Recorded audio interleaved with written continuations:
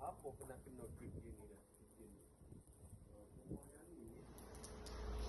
Kita pasal kabinet saja. Pasal kabinet, pasal lampu lah. Rumah macam mana. Okay, lepas tu kita test air, buka air. Lepas tu dia jadi macam ni lah. Tengok. Air. Ni air lah. Nampak tak? Ha? Nampak. Air wiring ni. Habis. Ni lantai ni. Ni kita kena check dengan developer ni. Macam mana defect ni. Mungkin pelampung saya rasa lah. Saya rasa pelampung ni habis. Dia habis rosak kuat.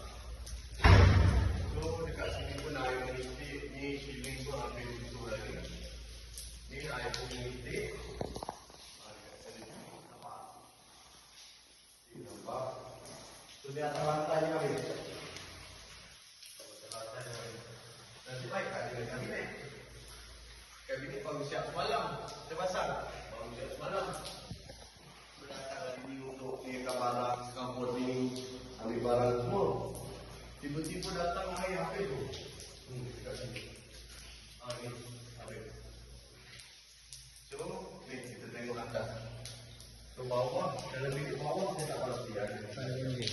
Ha? Ada banjir. Banjir. Banjir ya. So, ada. Saya terus tak boleh nak pasang ni kita. Sebab air banyak. Kita boleh shot. Okay. Lepas tu ni. Ni main gitu je. Nampak? Habis. Kena siap balik. Lepas tu. Siapa pernah kena test macam ni? Oh, kejap lah. Habis lah. Masak hari. Tengok habis.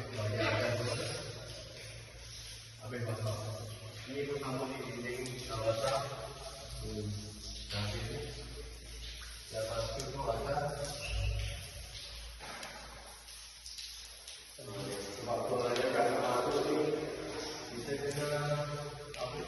First, kalau korang beli rumah baru, berakhir saja, cek elektrik dan lain saja.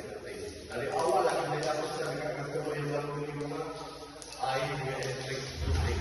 Bukan yang dia kami semua sehat sikit. Kadang-kadang orang masuk rumah ni, dia ketika proses dinding lagi, dia sepatutnya barang yang kena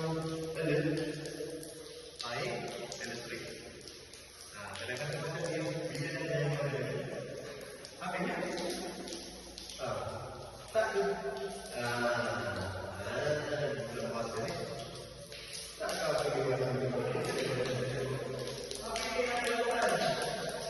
oh ya dia ada itu dah lepas yang dewasa yang boleh kita itu belakang yang bawah okey so saya nak pesan dekat sini kepada tak kisah orang mana nama sesuatu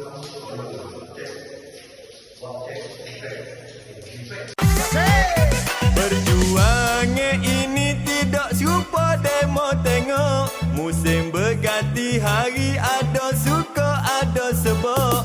Impian cukup tinggi tidak sama dengan kanda.